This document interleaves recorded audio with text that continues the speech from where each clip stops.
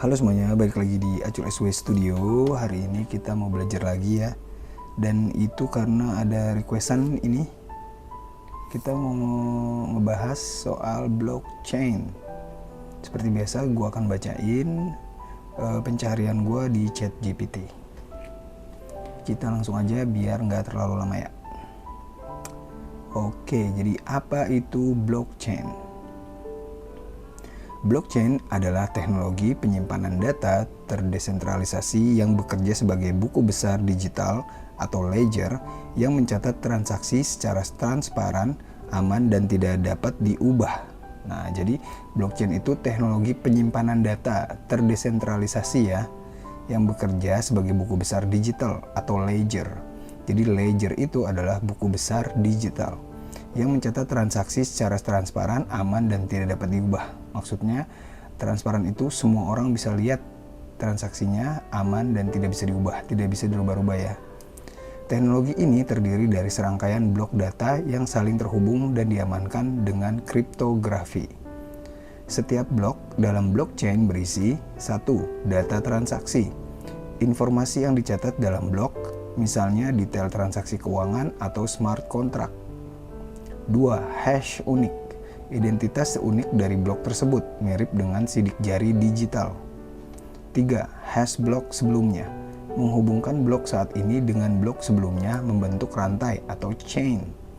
Karena setiap blok memiliki referensi ke blok sebelumnya, perubahan dalam satu blok akan mempengaruhi seluruh rantai, membuatnya sulit untuk dimanipulasi. Jadi, blockchain itu tadi ya, data transaksi kayak smart contract gitu ya, kayak tanda tangan kita. Nah, itu terdiri dari blok-blok. Jadi ada blok, ada blok, ada blok, ada blok. Kalau kita mau ngerubah salah satu bloknya, kita harus ngerubah semua, dan itu nggak mungkin. Oke, lanjut. Fungsi dan manfaat blockchain. 1. Keamanan dan transparansi. Data yang tersimpan dalam blockchain bersifat transparan dan dapat diverifikasi oleh semua pengguna dalam jaringan. Kriptografi melindungi data dari peretasan dan manipulasi. Oke, jadi fungsinya dan manfaat blockchain satunya keamanan dan transparansi ya. 2. Desentralisasi. Tidak bergantung pada satu entitas atau server pusat. Data didistribusikan ke seluruh jaringan komputer atau nodes, mengurangi risiko kegagalan sistem.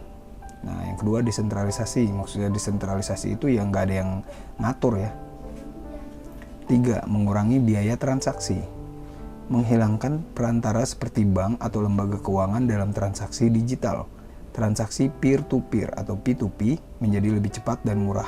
Itu ya, P2P, gua beli sesuatu sama Udin, langsung gua bayar ke Udin. Nggak ada banknya. 4. Smart contract, program otomatis yang dieksekusi dalam blockchain tanpa perantara. Contoh kontrak jual beli otomatis yang berjalan jika syarat tertentu terpenuhi. Smart contract itu yang ngerti tuh biasanya kemarin tuh main NFT ya. Itu ada smart contractnya. Maksud smart contract itu kayak bisa dicek, misalnya spidol. Nah, spidol ini gue ciptain spidol ini, ada smart contractnya. Nah, lu bisa ngecek siapa pencipta spidol ini pertama kali. Misalnya gue ketahuan nih Acul. Nah, si Udin ini nggak bisa ngaku dia menciptakan spidol ini karena smart contractnya udah ada atas nama gue, dan itu nggak bisa dirubah. 5. Aplikasi di berbagai industri. Keuangan digunakan dalam cryptocurrency seperti Bitcoin dan Ethereum. Supply chain melacak pergerakan barang secara transparan. Kesehatan menyimpan rekam medis pasien dengan aman.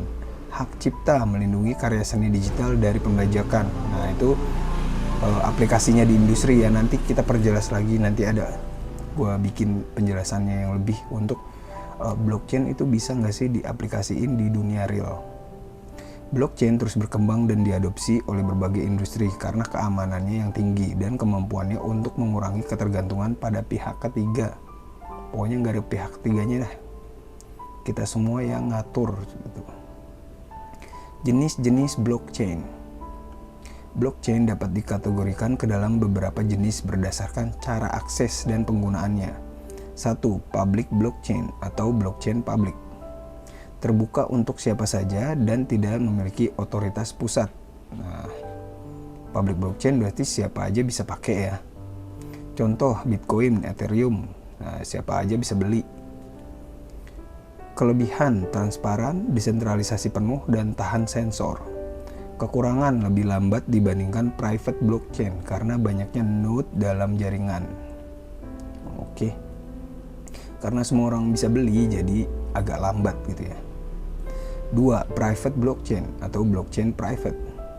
Dikendalikan oleh satu organisasi atau kelompok tertentu. Contoh Hyperledger Fabric. Digunakan dalam industri bisnis. Kelebihan lebih cepat dan efisien dibandingkan blockchain publik. Kekurangan tidak sepenuhnya desentralisasi sehingga ada risiko manipulasi data. Karena private blockchain itu tadi ya, dikendalikan oleh satu organisasi atau kelompok. 3. Konsorsium blockchain atau blockchain konsorsium. Gabungan antara blockchain publik dan private, dioperasikan oleh beberapa organisasi bersama. Contoh R3 Corda, digunakan dalam sektor keuangan. Kelebihan, keamanan lebih tinggi dan efisiensi transaksi lebih baik. Kekurangannya, membutuhkan koordinasi antar organisasi untuk pengelolaannya. Konsorsium blockchain itu gabungan ya, berarti public dan private. 4. Hybrid blockchain atau blockchain hybrida. Kombinasi dari private dan public blockchain dalam satu sistem. Contoh, Sinfin digunakan dalam sektor keuangan dan perdagangan global. Kelebihannya fleksibilitas dalam kontrol data dan efisiensi tinggi. Kekurangannya implementasinya bisa lebih kompleks dibandingkan jenis lain.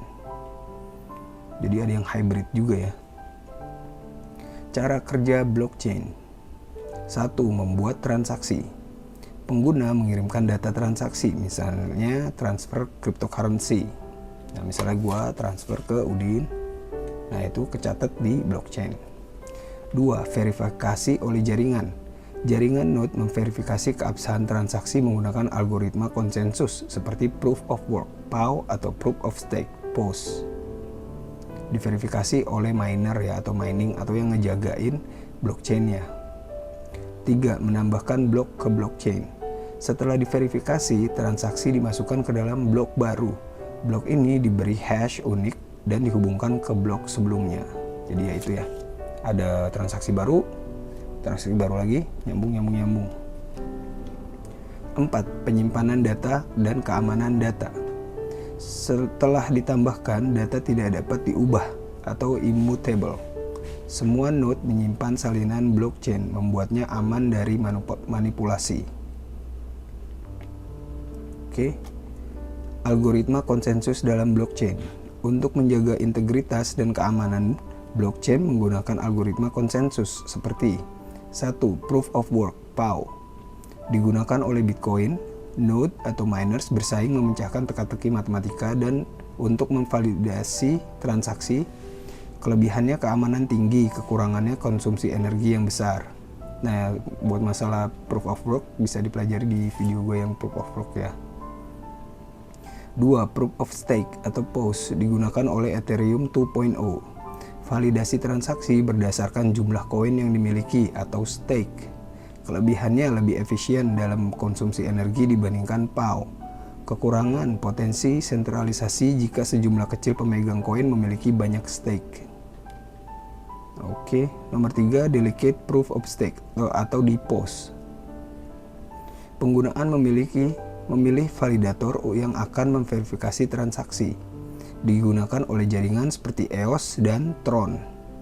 Kelebihan proses transaksi lebih cepat, kekurangan kurang desentralisasi dibandingkan POW dan POS. Kalau ada kata-kata kurang desentralisasi berarti itu ada yang perusahaannya ya, atau grup yang megang. Masa depan blockchain.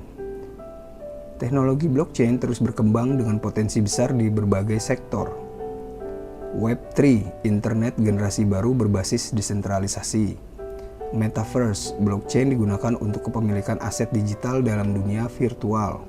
CBDC atau Central Bank Digital Currency, mata uang digital resmi dari bank sentral yang berbasis blockchain. Dengan inovasi yang terus berkembang, blockchain akan semakin banyak digunakan di masa depan. memberikan transparansi, efisiensi, dan keamanan dalam berbagai aspek kehidupan. Nah, sekarang kita mau lihat blockchain yang digunakan di dunia nyata ya. Blockchain sudah banyak digunakan dan diintegrasikan dalam dunia nyata di berbagai sektor industri. Teknologi ini tidak hanya terbatas pada cryptocurrency seperti Bitcoin dan Ethereum, tetapi juga ditetapkan dalam berbagai bidang seperti keuangan, logistik, kesehatan, dan bahkan pemerintahan. Sekarang kita lihat contohnya penggunaan blockchain di dunia nyata. 1. Keuangan dan perbankan. Blockchain telah mengubah cara transaksi keuangan dilakukan dengan memperkenalkan sistem pembayaran tanpa perantara. Contohnya Ripple atau XRP digunakan oleh bank seperti Santander dan Standard Chartered untuk transaksi lintas negara yang lebih cepat dan murah. JPM Coin, token berbasis blockchain yang digunakan oleh JP Morgan Chase untuk transaksi antar bank. CBDC atau Central Bank Digital Currency, bank sentral di berbagai negara, Cina, Eropa, dan lain-lain mengembangkan mata uang digital berbasis blockchain. Kalau Indonesia itu nanti CBDC-nya Project Garuda, belum keluar tapi ya lagi diproses. 2. Logistik dan supply chain. Blockchain memungkinkan pelacakan barang dari sumber hingga ke pelanggan secara transparan dan efisien. Contohnya, IBM Food Trust menggunakan blockchain untuk melacak asal-usul makanan dan memastikan keamanan produk di Walmart dan Carrefour. VeChain digunakan oleh berbagai perusahaan untuk melacak rantai pasok di industri farmasi dan otomotif. Maersk dan Tradelands, platform berbasis blockchain yang digunakan dalam industri pengiriman barang untuk mengurangi birokrasi dan meningkatkan efisiensi. Jadi ternyata bisa digunakan di logistik dan supply chain buat ngelacak barang ke pelanggannya ya. Nomor 3, kesehatan. Blockchain membantu menyimpan dan mengamankan rekam medis pasien, memastikan data tidak bisa diubah dan lebih mudah diakses oleh dokter atau rumah sakit yang berwenang. Contohnya, Medical Chain, platform berbasis blockchain untuk menyimpan data medis secara aman dan memungkinkan pasien berbagi data dengan dokter. Meet dan Medtrack, sistem berbasis blockchain yang menyimpan dan mengelola rekam medis dengan lebih transparan. Jadi ntar kalau yang gue denger nanti kita ke rumah sakit udah nggak usah perlu nulis data kita bla bla bla kelamaan, kita langsung sambungin aja ke blockchain, langsung data kita udah ada. Jadi kita nggak usah nulis lagi di pendaftaran baru gitu. 4. Identitas digital dan keamanan data. Blockchain digunakan untuk membuat sistem identitas digital yang aman dan tidak dapat dipalsukan. Contoh, ID 2020 dan Microsoft menggunakan blockchain untuk memberikan identitas digital kepada orang-orang yang tidak memiliki dokumen resmi. Oh, berarti kemungkinan besar juga ntar KTP udah nggak ada ya, langsung ke blockchain aja. Estonia e-residency. Estonia menggunakan blockchain untuk memberikan layanan digital bagi warganya, termasuk pembuatan perusahaan dan sistem pajak online. World Economic Forum atau WEF mengembangkan proyek blockchain untuk melindungi identitas digital pengungsi. Jadi kalau yang nggak punya KTP dan data-data bisa langsung bikinnya via digital aja, lebih mudah. 5. Properti dan real estate. Blockchain mempermudah pembelian, penjualan, dan pengelolaan kepemilikan properti dengan smart contract. Contoh Propi, platform blockchain yang memungkinkan transaksi real estate lintas negara dengan lebih aman dan transparan. Sweden Land Registry. Pemerintah Swedia menguji coba blockchain untuk pencatatan kepemilikan tanah agar lebih efisien dan mengurangi penipuan. Kemarin pas zamannya NFT itu, kalau kita beli rumah kita bisa dapet NFT-nya, jadi smart kontraknya. Jadi kita bisa jual rumah di dunia nyata dan rumah di digital. 6. Hiburan dan hak cipta. Blockchain digunakan untuk melindungi hak cipta dan memastikan seniman mendapatkan royalti yang adil. Contoh, Audius, platform berbasis blockchain untuk streaming musik tanpa perantara seperti Spotify.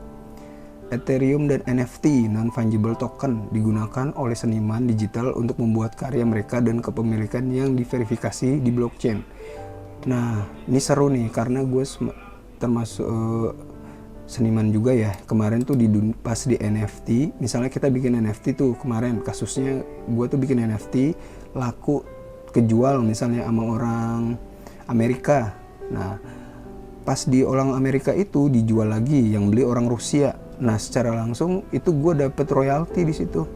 Langsung, nggak usah ada babi bu, langsung dapet royalti masuk ke wallet. Royaltinya itu nanti seumur hidup. 7. Pemerintah dan voting digital.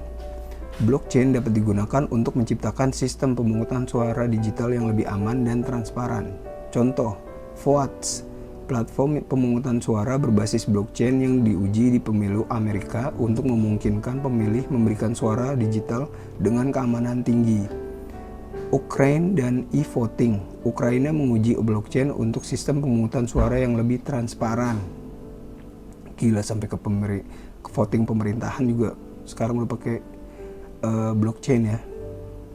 Kesimpulannya ya, blockchain bukan hanya konsep teori atau teknologi masa depan, sudah banyak diterapkan dalam dunia nyata. Dari transaksi keuangan, rantai pasok, kesehatan, hingga sistem pemungutan suara, blockchain membantu menciptakan transparansi, efisiensi, dan keamanan lebih tinggi di berbagai sektor. Seiring perkembangan teknologi, integrasi blockchain dengan dunia nyata akan semakin luas, memungkinkan berbagai inovasi yang lebih canggih. Dengan seluruh kecanggihan dan modernisasi blockchain ini, tahu gak yang gue pikirin setelah gue baca ini semua? Bakalan banyak pekerjaan yang hilang. Itu dia.